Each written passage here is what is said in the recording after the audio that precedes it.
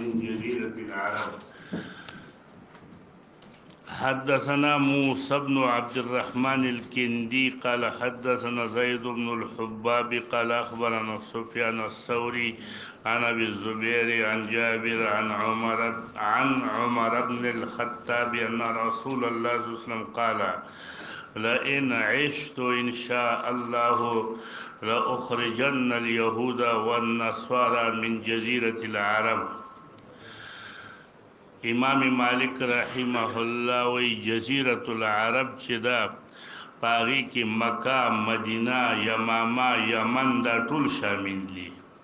امام شافعی رحمه الله وی جزیرة العرب کې مکه، مدینه، یمامه شامل دي، خو یمن پکې نه دی شامل. دا به وروسته عمر رضی الله عنه اجلاهم دوی د جزیرة العرب نه وشړل. حدثنا الحسن بن علي الخلال قال حدثنا أبو عاصم وعبد الرزاق قال أخبرنا ابن جريج قال أخبرني أبو الزبير أنه سمع جابر بن عبد الله يقول أخبرني عمر بن الخطاب أنه سمع رسول الله صلى الله عليه وسلم يقول لأخرجن اليهود والنصارى من جزيرة العرب فلا اترکو به فيها الا مسلمنا. دا د دې زمکو یو امتیاز رسول الله صلی الله علیه وسلم وایي چې زه د جزیرة العرب نه به شړم، دا زمکې به د دې نوم خالی کومه. باب ما جاء في ترکت رسول الله صلی الله علیه وسلم. ترک ویل کېږي ما ترکت النبی ما ترکه النبی صلی الله علیه وسلم من خلفه. رسته د خپل ځان نه چې کوم مال پریدي، دولت پریدي، هغې ته ترکه وایي. ترکه د انسان هر هغه شي ته وایي چې دا انسان ترکهو دغه شي لره پریدي من خلفه، رسته د خپل ځان نه کوم میراث پریدي هغې ته ترکه وایي. وبه حدثنا محمد بن المثنى قال حدثنا أبو الوليد قال حدثنا حماد بن سلمة عن محمد بن عمرو عن أبي هريرة قال جاءت فاطمة إلى أبي بكر فقالت من يرثك. ابو هريرة رضي الله عنه وی بی بی فاطمه رالا ابو بکر صدیق تا ورتوی ویلا من یرثک یا امیر المؤمنین، ستا میراث به څوک وړي چې ته مړ شې؟ نو ابو بکر صدیق ویلا اهلی و ولدی، میراث به زما بچی وړي. نو قالت فمالی لا ارثو ابي. نو سدي مال را چې زه میراث نه وړم د پلار، ستا بچی دي ستا نه میراث وړي او زه د خپل میراث د خپل پلار نه وړم.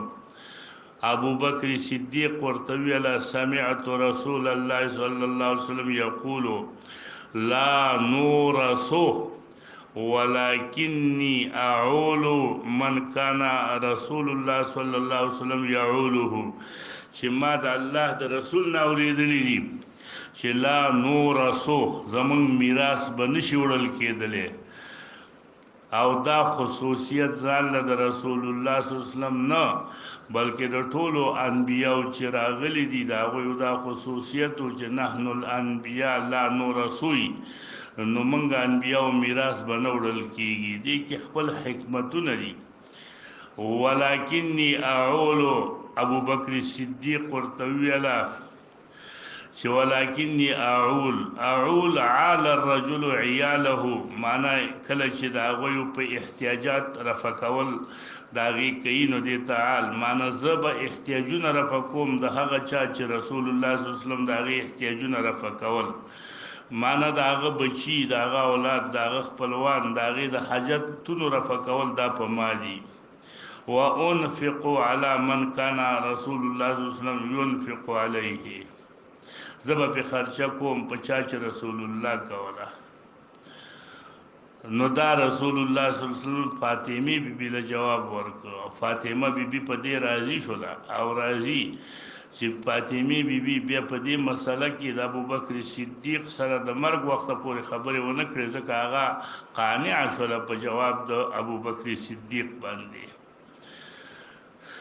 قال أبو عيسى وفي الباب عن عمر وطلحة والزبير وعبد الرحمن بن عوف وسعد وعائشة وحديث أبي هريرة حديث حسن غريب من هذا الوجه إنما أسنده حماد بن سلمة عبد الوهاب بن عطاء عن محمد بن عمرو عن أبي سلمة عن أبي هريرة وسألت محمدا إمام بخاري عن هذا الحديث فقال لا أعلم أحدا رواه عن محمد بن عمرو عن أبي سلمة عن أبي هريرة إلا حماد بن سلمة.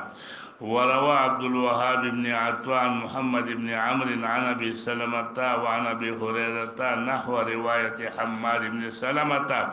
وبه دغه دویم سند باندې چې حدیث نقل دی چې هغې کې متابعت دی د حماد. حدثنا عبد الوهاب بن عطاء حدثنا محمد بن عمرو عن ابي سلمة عن ابي هريرة ان فاطمة جاءت ابا بكر وعمر رضي الله عنهما دواړو لراغلي وا یعنی هغه وخت کې عمر رضی الله عنه هم د رسول ابو بکر صدیق سره ناس تو دا معنا نه ده چې عمر لراغله او د هغې د امارت په وخت کې بلکې د عمر د امارت نه مخکې فاطمه بیبي وفات شوه څو میاشتې د رسول الله زنده وفات نه وروسته. تسأل میراثها من رسول الله صلی الله علیه وسلم فقالا سمعنا رسول الله صلى الله عليه وسلم يقول إني لا أورث. قالت والله لا أكلمكما أبدا. دا خفقان خبر نوی علماء وی دا معنا داره چې هغه قانع شوله په دې باندې. فماتت ولا تكلمهما. قال علي بن عيسى نو څه حاجت یې نو راغلی څه خبرې به اوسه کړې په دې کې قانع شوله. لا اکلمکما تعنی یعنی غرض د فاطمی بیبي داو چې خبرې به سره نه کوم ټول خبرې نه یادولې چې ترک بکوم او مهاجرت بکوم ستاسو نه بلکې غرض هم د میراثو چې تاسو سبا خبرې نه کوم تاسو صادقان یاستئ په دې باره کې نو تاسو ماته صحیح خبره وکړه بیا به تاسو ته څه دوایم. وبه حدثنا الحسن بن علي الخلال قال أخبرنا بشر بن عمر قال حدثنا مالك بن أنس عن ابن شهاب عن مالك بن أوس بن الحدثان قال دخلت على عمر بن الخطاب ودخل عليه عثمان. دا وګد روایت په مسلم کې موږ تفصیلا ویلو. دا مالک ابن اوس وای چې زه داخل شوم عمر ابن الخطاب سره میکارو زناستم چې عثمان ابن عفان زبیر ابن عوام عبدالرحمن ابن عوف دا مشران صحابه سعد ابن ابي وقاص دوی مراله. ثم جاء علي والعباس بیا علي او عباس رال د دواړو یو بل سره بحثو پس مکه د هغه مکه چې کومه د رسول الله صلی الله علیه وسلم نه پاتې شوی او عمر رضی الله عنه دوی دواړو ته ورکړی و په طریقې د تکفیل سره چې تاسو د دې کفالت کوي. فقال عمر لهم انشدکم. نو هغه به اختلاف راغلی او دای غوښتل چې د ازمکه موږ ته تقسیم کا. نو عمر ورته ویل ز قسم در کوم تاسو ته انشدکم بالله الذي باذنه تقوم السماء والارض تعلمون ان رسول الله صلى الله عليه وسلم قال لا نورث ما تركنا صدقه. قالوا نعم. قال عمر فلما توفي رسول الله صلى الله عليه وسلم ابو بکر ویل چې انا ولی رسول الله صلى الله عليه وسلم. نتر علی او دا عباس راغی ابو بکر تا تطلبو انت میراثک من ابن اخیک عباس رضی الله عنه توي تا د وراره میراث غوښتو او دی علی رضی الله عنه میراث د خځې طلبو. فقال ابو بکر د تداویل چې رسول الله صلی الله علیه وسلم قال لا نورث ما تركنا صدقه والله يعلم انه صادق بار راشد تابع للحق. نظم دغه وی وسورته توي. وقال ابو عيسى وفي داوود حديث دي وهذا حديث حسن صحيح امام مسلم نقل کړی دی. باب ما جاء ما قال النبي صلى الله عليه وسلم يوم فتح مكه ان هذه لا تغزى بعد اليوم. په دې مکه کې به غزا نشي کولای جنگ به نشي کولای د نن ورځې نه وروسته وځکه دا حرام دی. دا حرم الله تعالی د چا د پاره په دې کې جنگ به امني جایزه کړي نه ده.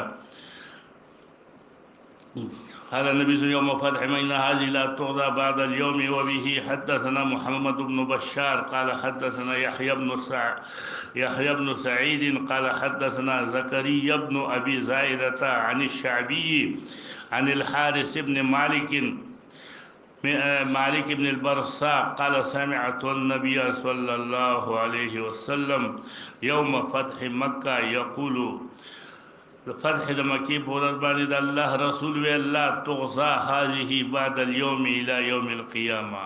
بدي مكة مكرمة كبا بے غزا نشي کېدلې د نن ورځې نه وروسته تر ورځ د قیامته پورې چې دا مکه دې ګنې کافر ونیسي د مکې اوسېدونکي دې ټول کفار شي او مسلمانان دې په دې باندې حمله وکړي او مسلمانان دې دا فتح کړي او مسلمانان دې کې جنګونه وکړي.